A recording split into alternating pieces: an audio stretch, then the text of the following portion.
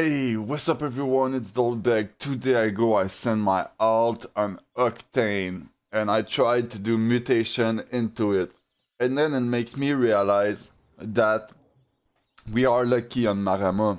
On Marama, the people know what to do when to do dungeon, and this is something big. And most of the time they come up with the good build into it. Like there's a lot of people with it.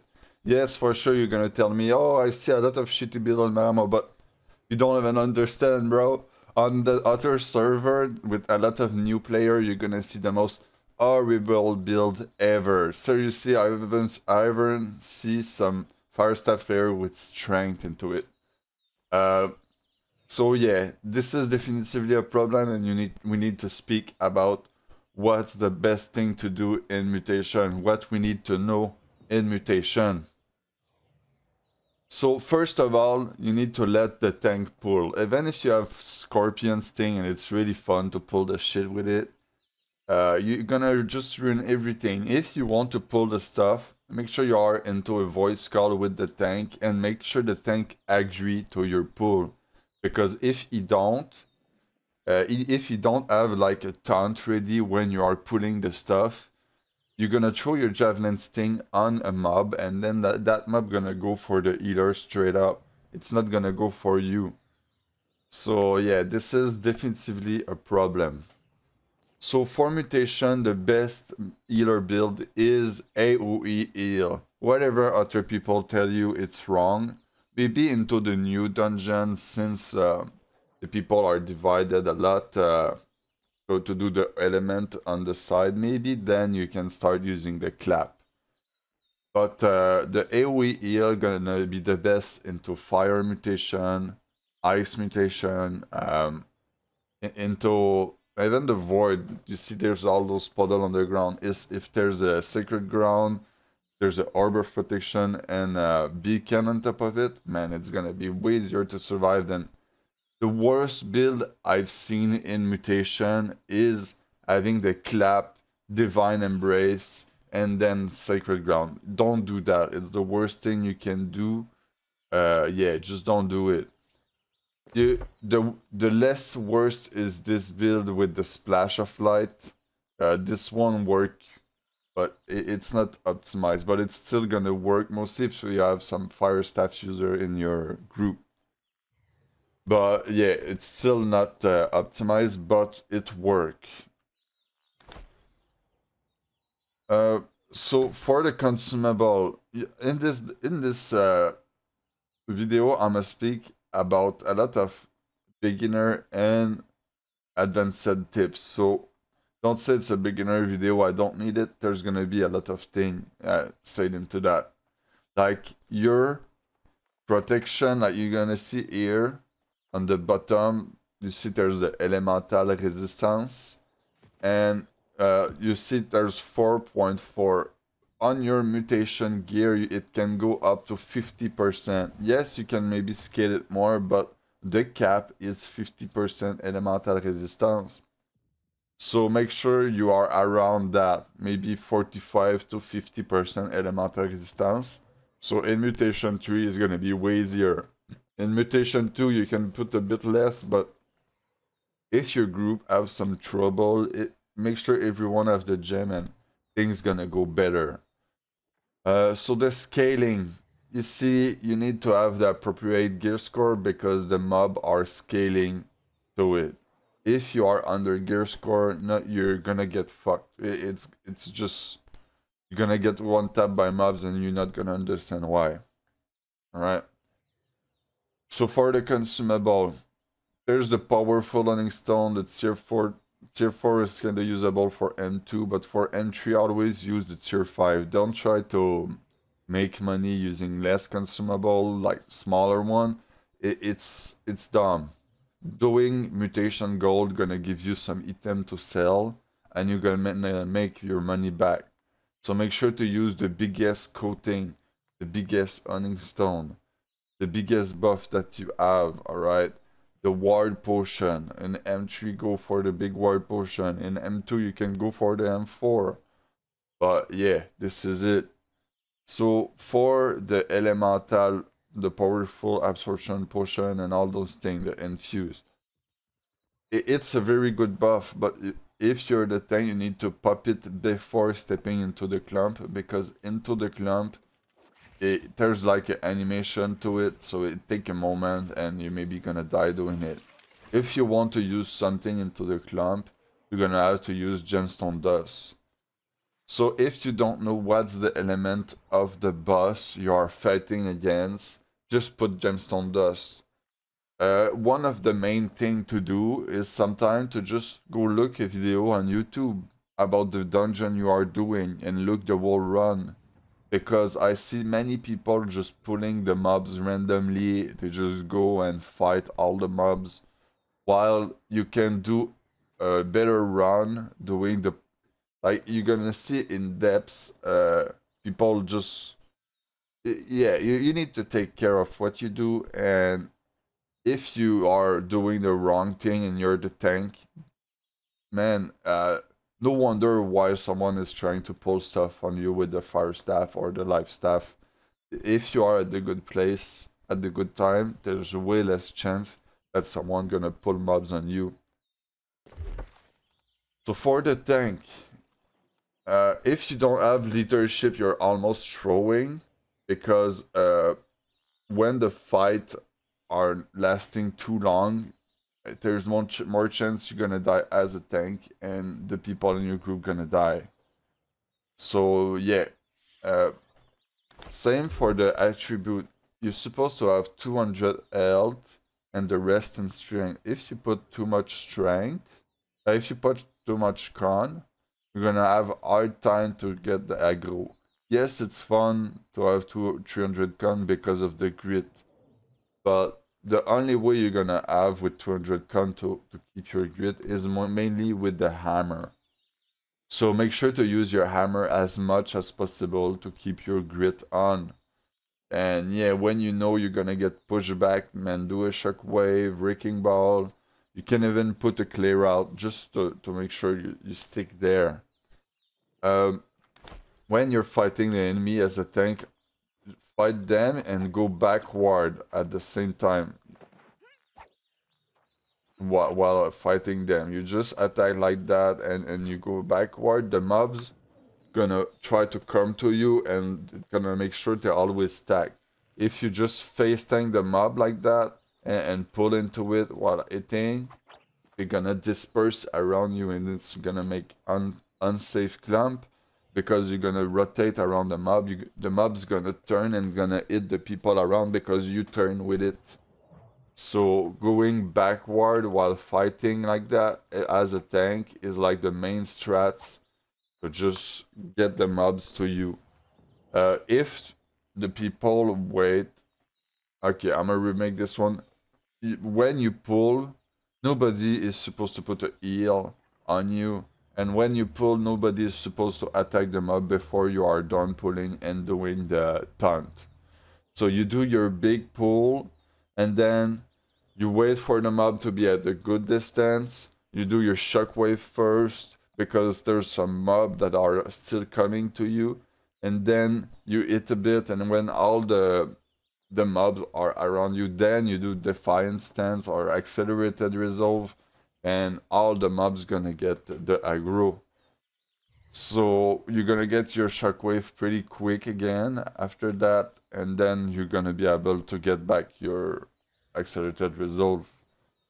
Uh, the flail, sadly, is not the best tank weapon. It's still usable, but if you are an M3, you're almost better to do sword and shield and hammer. If you use the flail, you better to do flail and hammer and not flail and sword and shield, because if you do flail and sword and shield, you're not gonna have enough CC. But with flail and hammer, you're gonna have enough CC and it have good chance to work. But yeah, like as you can see, there's some empower into the cleric side, empower everything around you, but if you're tank, you're more built into Bastion. There's only that ability that put empower on your teammate. and it's only one teammate. But the sword and shield gonna give 10% empower to all your group, so it make the sword and shield better. And yeah, that's sad, but that's true. So why I use that, it's mainly to stay up front of my DPS and gain some speed, just making sure whoop, I jump on front of them. If you don't want the slow ability, like this one, you can go for this. It's gonna help you to maintain the threat. If I use that, it's only because I want the mob to clump together, and when I do that, they stay clump together, and it helps. Yep. Let's talk about the weapon you're supposed to use into dungeon. So I have the PvP build on the spear right now, but if you can go in my video and get the PvE build. I made multiple video about the PvE build on the spear. So yeah, the spear would be the main weapon for dungeon right now. If you're looking for something that is really good and just make sure the run is going fast, quick, and clean, make sure you have a spear in your hand, and even if everyone have a spear, it's fine. It's like the best weapon right now. I would say that the great axe is the best second weapon because you kinda need one in your group. The gravity well and the maelstrom just gonna make the clump so much cleaner. The reap too. The maelstrom enfeebling is amazing. Remember that the weapon perk enfeebling is maybe the most important thing on your weapon or on your armor. The maelstrom enfeebling and the spear enfeebling on the enfeebling skewer. That ability right there. So yeah, the DPS on the spear and the clump on the great axe. Your tank is supposed to have the armor, so you're fine. The DPS don't really need the armor. There's gonna be a hammer that drop with Mighty Gavel. Maybe it's gonna be usable for DPS, but we need to see it if they changed some stuff on it. But maybe that's gonna be usable. So, the Great Sword. The Great Sword is amazing. You don't put that build. I made a tutorial about the Great Sword too. There's some PvE build for the Great Sword. If you get into Onslaught stance, usually people use Relentless Rush and Skyward Slash with the Roaring Rupture. So by hitting one of those ability, you're gonna get into the Onslaught stance. This is the path of Onslaught, alright? When you are on Onslaught stance, the shockwave pull the foe to you to up to 3 meters. So it helps to climb. It's like a grav well, and it have some enfeebling into it, alright? So you're gonna do that ability, Relentless Rush. You're gonna try to do it while positioning you at the good place, and then you're gonna straight up do the adaptive rupture and clump the mob on you.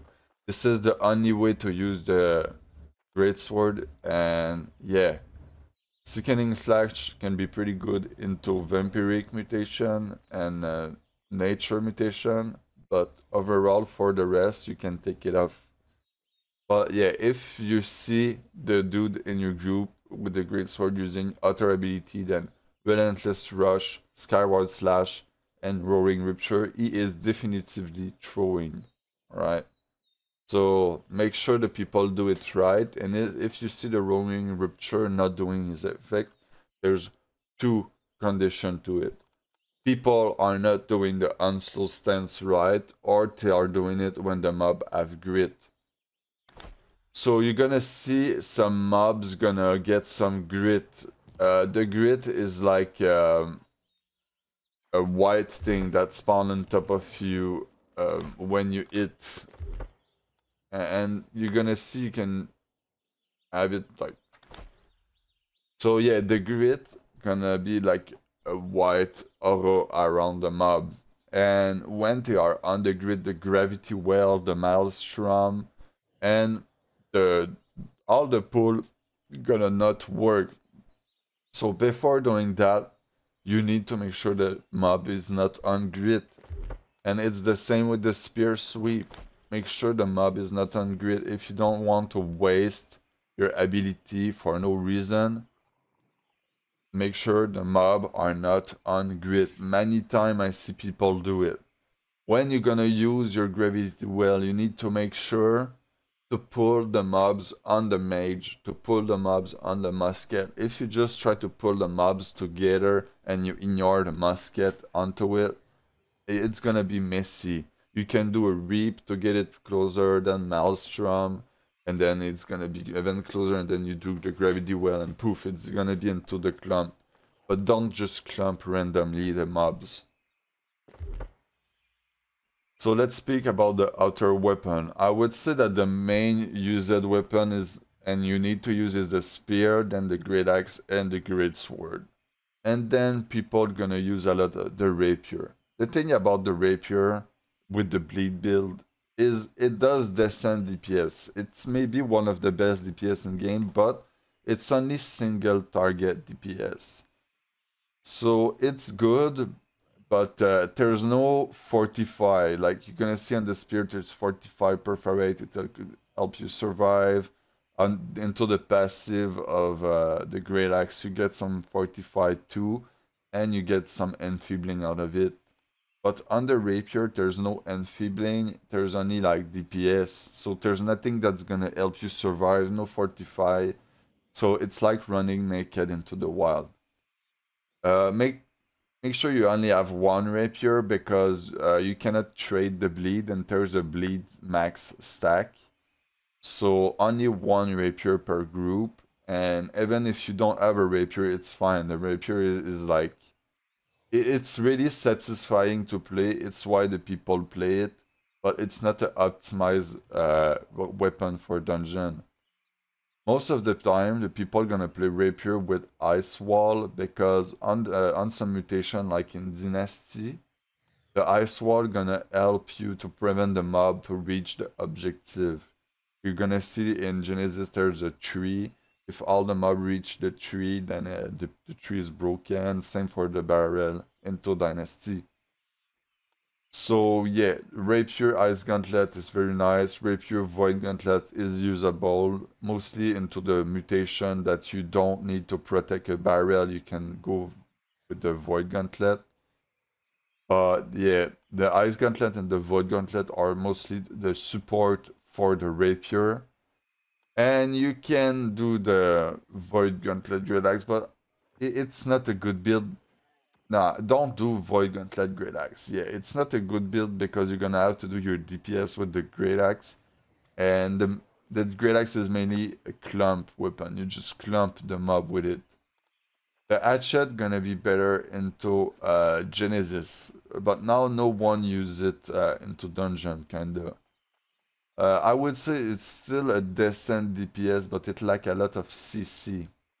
So I would put it in like 5 or 6 into my top because the DPS from it is pretty good.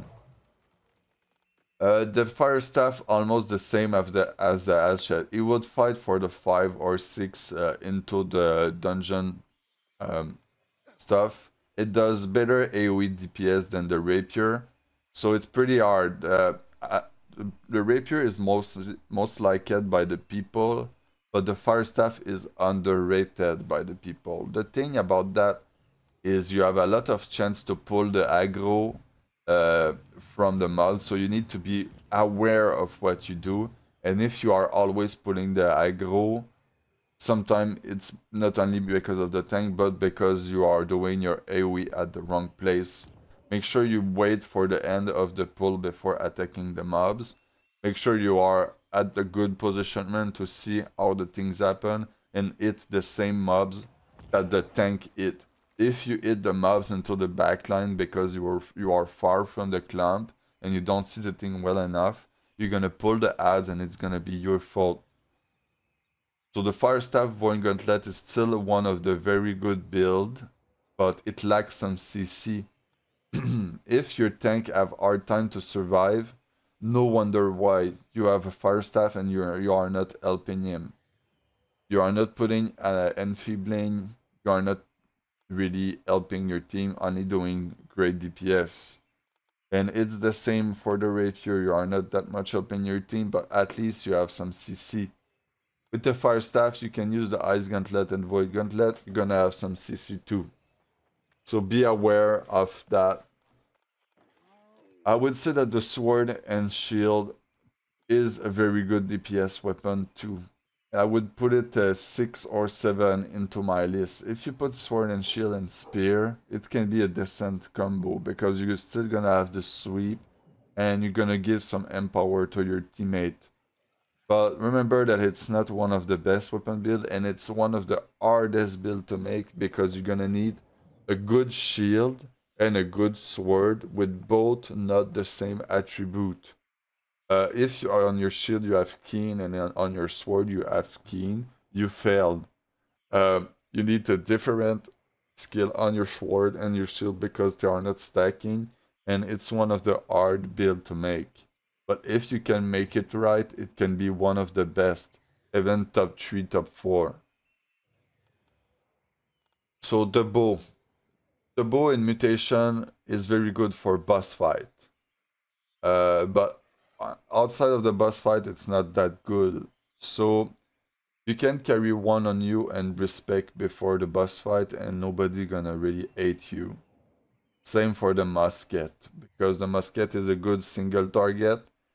So yeah, on the bow you can use rapid shot. It's one of the best ability. So yeah, the bow is usable for boss fight. For the rest of the dungeon, meh. The musket would be probably the last one on my list, while the bow would be like the number 7 or 8. The blunderbuss kinda sucks in dungeon too. The blunderbuss, uh, it throws a lot of pellets, so you have the feeling of doing a lot of AoE DPS, but it's only gonna hit the target in front of you, and it's not gonna hit the target behind them, kinda. The ability splitting grenade are pretty good. The DPS is nice, and this one is AoE too. You can do a chaos build if you really want to play blunderbuss and you need to drop some blunderbuss. But remember that it's not optimized, and if the people in your group say that your DPS are shit, you kinda have to say yes, my DPS are shit. So yeah, you can do that build for dungeon, or you can go with the Martar build, but I would not even take you in my lobby if you are not my friend. For my friend, it's different. I'm willing to have some blunderbuss into it, and for the boss fight, the blunderbuss have a good single target DPS. So pulling out a blunderbuss for a boss fight would be a good thing. So I would say that those 3 weapons are some of the worst, but into boss fight they become some of the best depending what's the boss fight. Into Iliad you kinda want a bow or a blunderbuss or a musket. It does the difference. Seriously, same for the fire staff. Like the range those ranged weapon into a boss fight gonna be good. The only thing about fire staff is you're gonna have to respect most of the time because if you're a rapier user, maybe you're not gonna have to respect, but remember that the rapier is only at its strongest if you use a split attribute between dex and intellect. So if you have some dex and put out a fire staff, it don't work. And same if you have a spear and a rapier, it don't really work too because what you're gonna put some intel on your spear? Nah, bro, it just don't work. So the flail is one of the worst PvE weapon, but uh, here's some empower into it and some enfeebling into it. If you do that build right there, you're gonna be able to DPS into dungeon, and it's more gonna be a support weapon. I say that it's usable. You can use it, and this build it's okay, but only one per group max, and if you do that, make sure you have a spear with it, just to help with the CC, or a great sword. So don't do like flail great axe. It's just nah, bro. You don't use the flail as a main weapon. Yeah, the life staff is the life staff. As a DPS, you don't use that, but in every comp you need it. It's a life staff. So yeah, I think I just did all that for the attribute. If you are into a pug group, don't be scared of putting 200 con and do the rest of your split. Uh, right now the split is wrong too. I just put some gear on myself and I did not respect. So yeah. So for that, it more you're gonna have a good group, more you can go less con. But remember that going to 150 con is bad in PvE because 10% to scale damage taken is only good in PvP. So it's 200 con or 100 and less. If you see someone with 150 con, he don't know what he's doing, and yeah, it's not good for your group. So it's one or the other and nothing else. You don't want that in PvE. So yeah, make sure that you either have Sacred and RT. Mostly Sacred is the most important thing for him. On the life staff, make sure you have Blessed. It's one of the most important thing for him again. The tank, make sure you have Carnelian into the weapon. Alright? Carnelian is that red gem. It changed everything. Refreshing move on the sword, it changed everything. So if your tank have refreshing move on the sword, then Carnelian, he know what he's doing. Alright? So sword and shield is the best meta. If you see your tank having sword and shield, it's gonna be better. And make sure you have 45 shield rush or accelerated resolve. That shit's gonna help. For the melee DPS, make sure that the spear user are using enfeebling. And if they don't have it, make sure they have it on their great axe or anything. If no one has enfeebling, it's still possible to run dungeon, but it's gonna be way harder. So yeah, make sure to have at least one great axe in your group, and maybe more. If all your DPS have a great axe, it's not a waste. It's gonna be nice. It just make the dungeon easier. So I think that's enough for this video. Maybe I might make a part 2 on that, but for the moment, it's everything I had to say. Make sure your tank is done with the pull before pulling stuff or start to heal, because you're gonna get the aggro of him and he's not gonna have the time to put a taunt. And if you wonder why you have hard time to clump them up together, it's gonna be your fault. Peace out.